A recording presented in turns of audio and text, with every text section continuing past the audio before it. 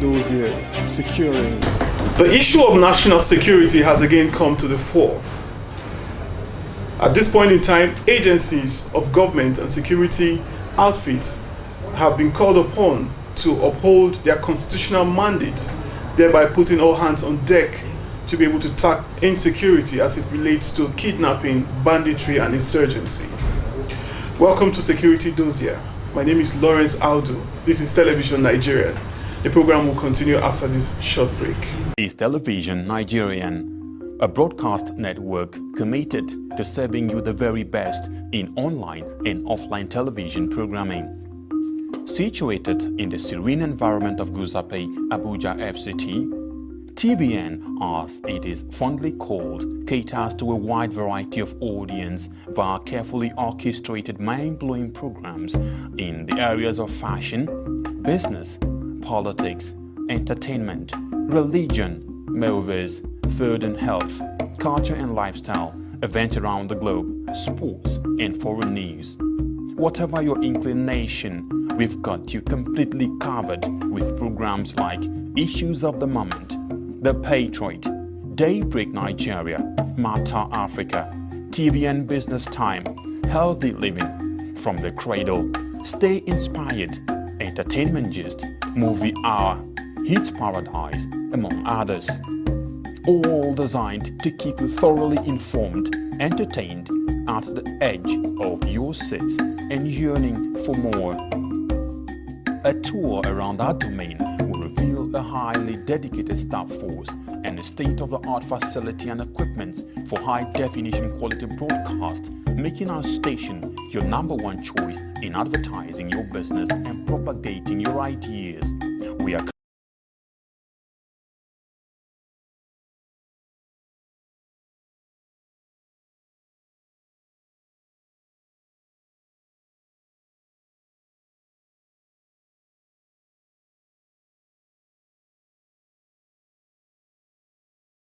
currently on NightComSat doing our test transmission for takeoff in the nearest future.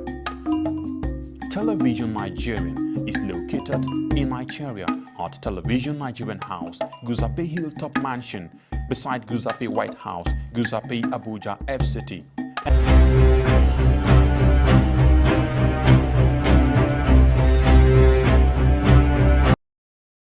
Welcome to Security Dozier, a program that focuses on security issues in and around the country, as well as efforts of security agencies in the protection of lives and properties of citizens, as well as in the defense of the territorial integrity of the country.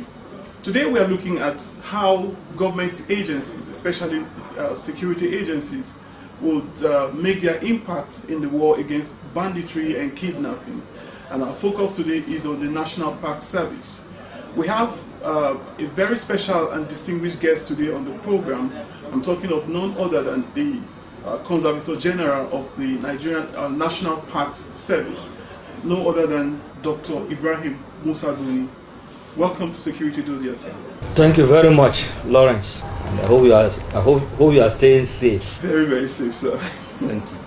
What would you say is the mandate of the National Park Service? Thank you very much, Lawrence. Simply put, the mandate of the National Park Service is derived from the definition of a national park. In the definition of a national park, it is an area of land or seascape. It could be large, it could be small, where the country has competent legal authority has taken steps to conserve, preserve, and of course secure the plants, animals, any biotic, abiotic feature that can be found in that area of land or seascape. It is also an area that is set aside for education culture and scientific research. It is also an area where nobody, underline that, is allowed to enter anything whatsoever except with approval from the authorities. So from this mandate, you can see that the national park is established, one, to secure all the plants and animals that are in those areas designated as national parks. Two, to encourage people to visit the national park for education, culture, and scientific research. And three, for people to obtain permission to come into the national park for either leisure, for tourism, or for any aesthetic activity, thereby making them popular. Yes. Making them at least household names in the country, and of course generating revenue to contribute to gross domestic product of the country. Would you like to tell us some of your vision upon assumption of office as the Conservator General of National Park Service? Yes, thank you very much, Lawrence. On assumption of office, the first thing I did was to undertake a study on how popular are our national parks, study on how secured are our national parks, study on how visited are our national parks.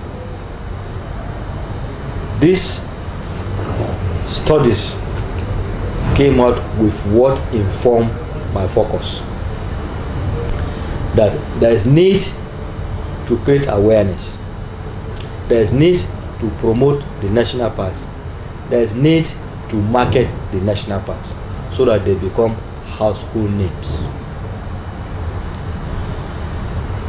The study on security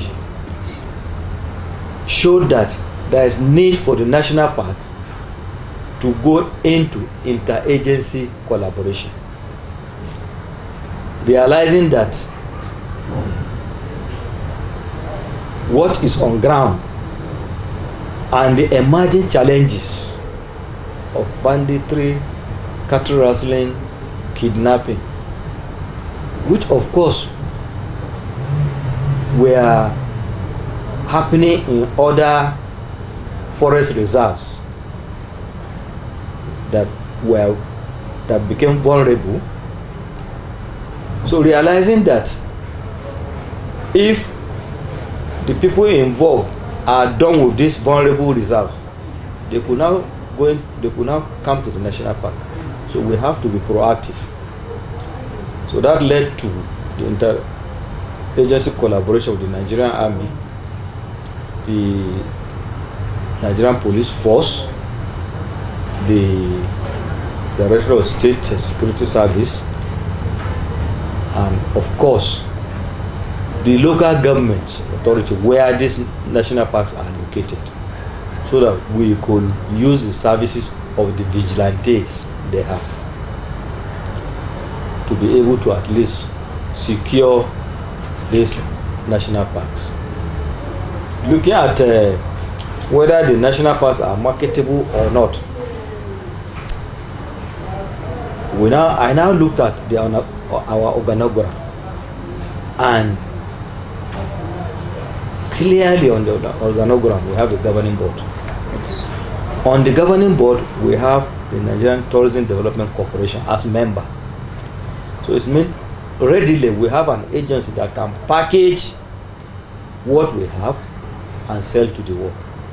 What we need to do is to come closer and keep on relating, so that we'll be able to draw the attention of the NTDC to what we have, and for the NTDC to be able to package what we have and sell to the one, even designate the national park as tourism sites in this country.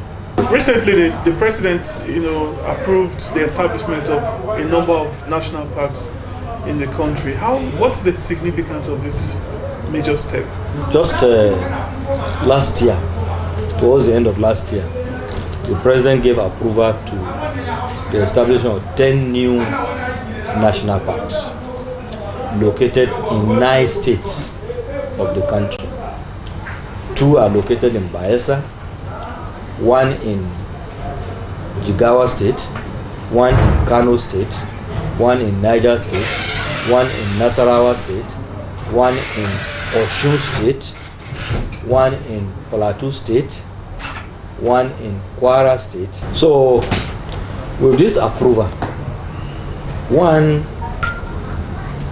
what the president is trying to do there is to ensure that the protection of those grazing reserves or forest reserves now to be taken over as national park is enhanced, is scaled up. Scaling up the security in that place means the president is fighting incidences of banditry, kidnapping that has become common thing in our forest reserves. So security is going to be scaled up. 2, there's going to be job opportunity for our youths,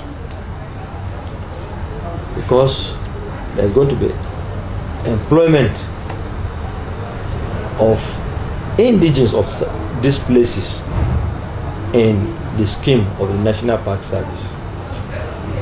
And 3, these states are now going to have additional federal presence, which every state wants to have. Every state wants to know, do we have the federal government presence apart from the police, the military? What other federal presence do we have?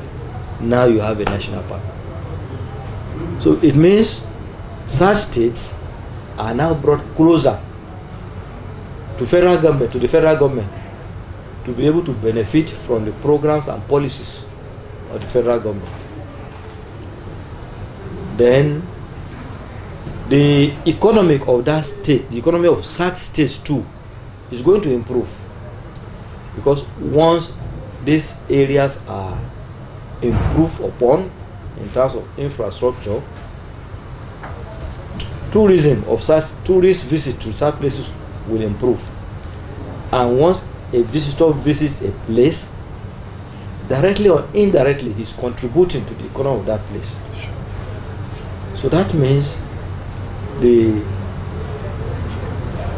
idea behind creating this national park is not only to increase the acreage of forest reserve we have in this country to be able to mitigate climate change. It is also going to have some of these benefits, social and economic benefits. For one of the things we know about your agency is, as part of its responsibility, is being able to provide surveillance and intel as it regards farmer headers clashes, cattle rustling, banditry, kidnapping, and all forms of insurgency. What we also know again is that, like its counterparts in other countries, the national parks is a full-fledged paramilitary service. We're talking in terms of security now. What are some of the challenges? Why haven't we been able to get to that point? That's one. And then secondly, in the area of surveillance, how successful has this agency been, in providing intel and then trying to mitigate issues of kidnapping? Because on the whole, in the recent time, Nigeria has suffered a lot of issues when it comes to kidnapping, banditry, and all whatnot. How has your agency been able to help to mitigate these issues do you need to increase presence, or you are doing just enough? Just look at the issue of surveillance. There is the issue of other countries' national parks are fully paramilitary. Nigerian national park is paramilitary. That is the reason you see me appear like this. In 2014, the agency was reclassified as a paramilitary agency, and this is what we are gradually trying to do to ensure that we are fully regimented. 2, about surveillance of those areas designated as national parks in order to contribute to the security of the nation. The national park, of course, is the one to beat, because with the emerging trend in security activities, or particularly as it relates to insecurity, forest reserves, game reserves, and even, of course, forest areas are used as safe havens by bandits, by kidnappers, for their victims. We are able to reduce such incursion into the national park because of the daily surveillance we give the park. And based on the daily surveillance, we gather intelligence.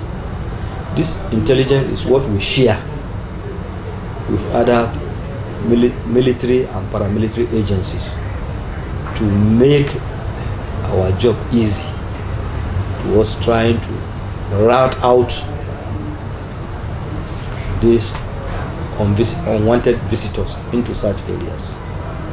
So as far as I am concerned, the national park is playing a significant role in the security architecture of this country, because we surveil the forest and share intelligence. And apart from sharing intelligence, we also carry out our little activities of trying to confront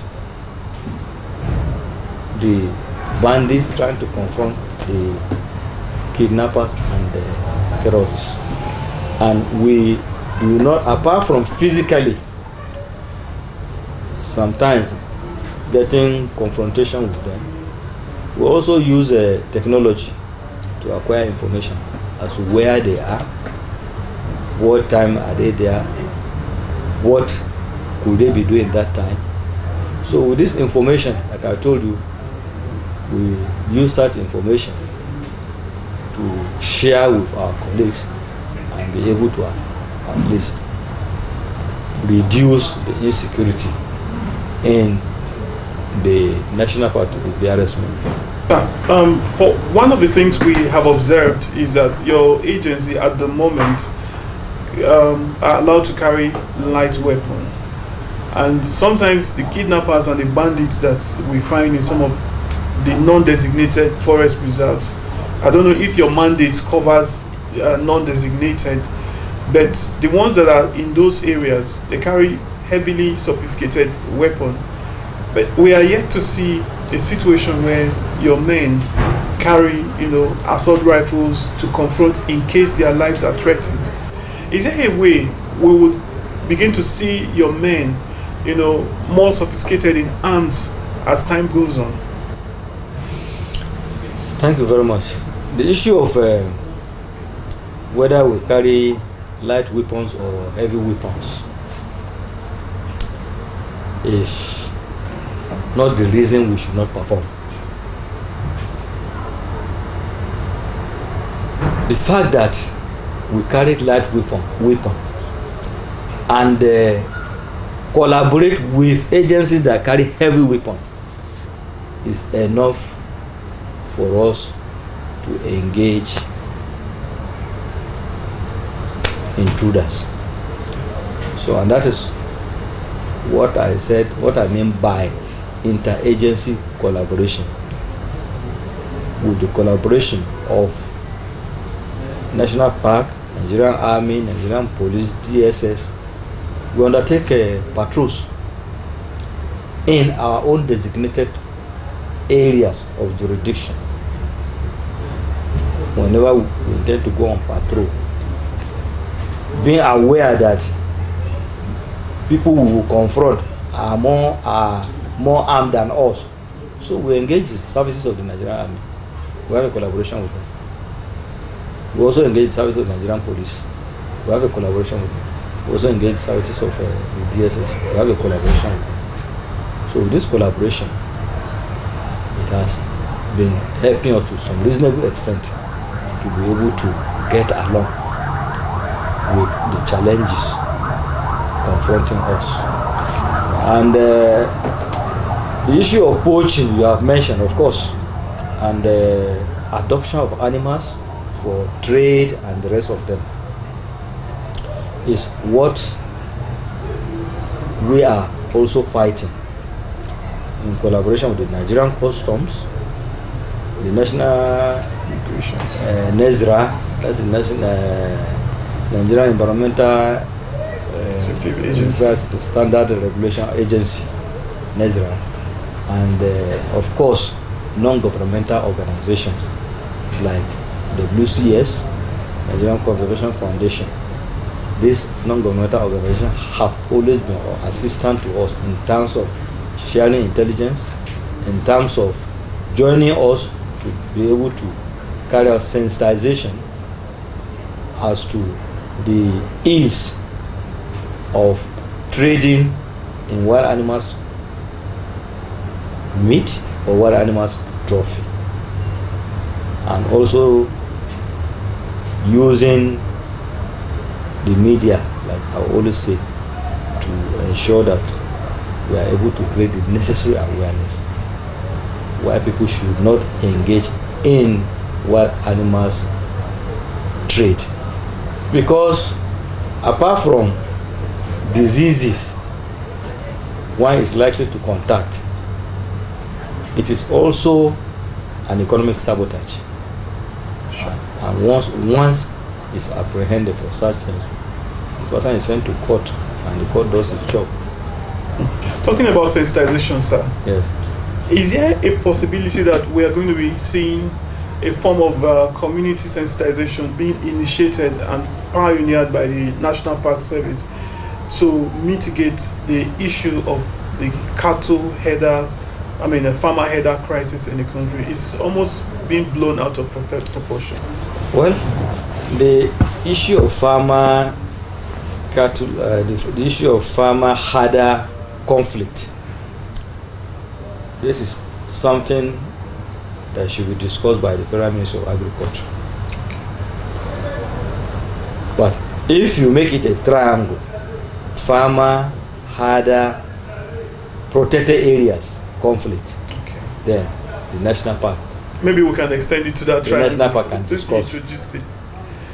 Because the herdsmen, the farmer, and the protected areas are three bedfellows.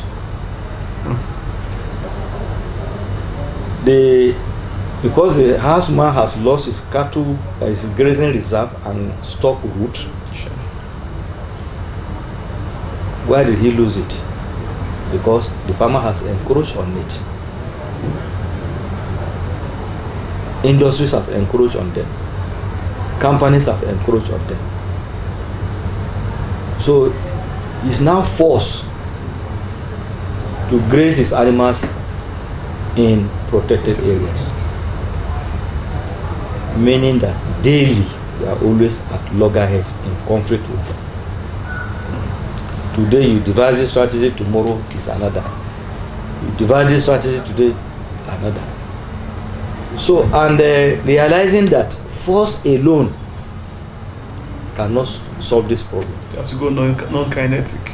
You have to go non-kinetic. and the non-kinetic is to identify their organizations, engage with them, bring their leaders to the table, which we have been doing through our educational extension programs. We have been discussing with them.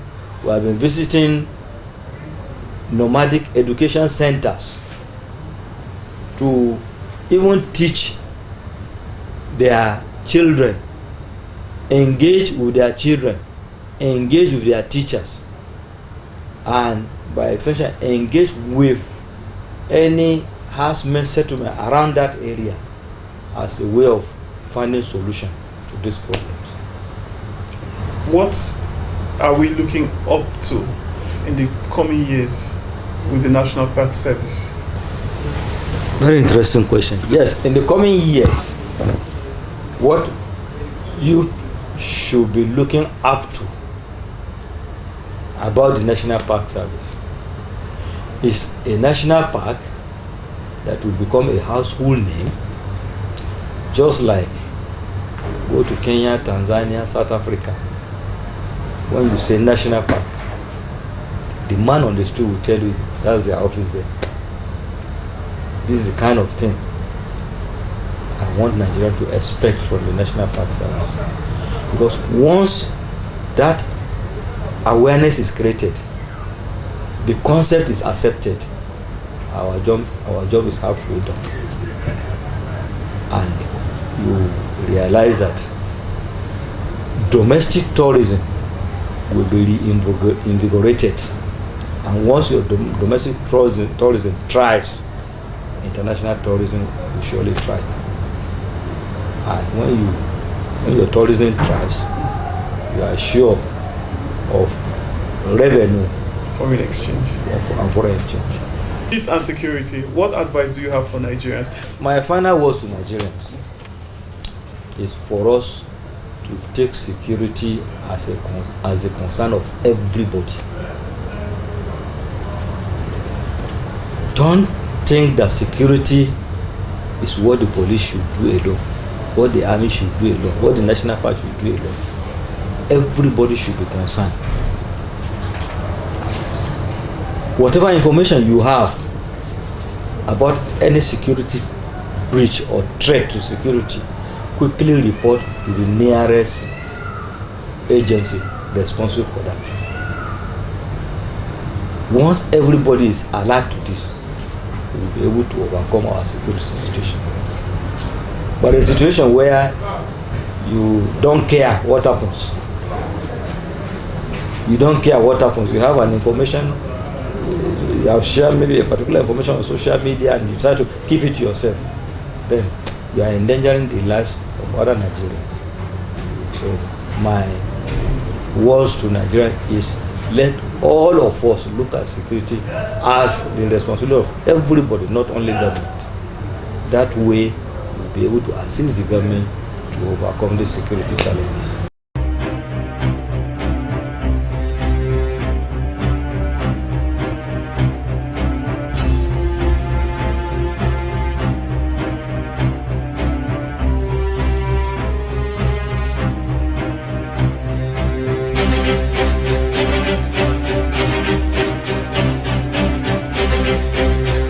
Security dossier.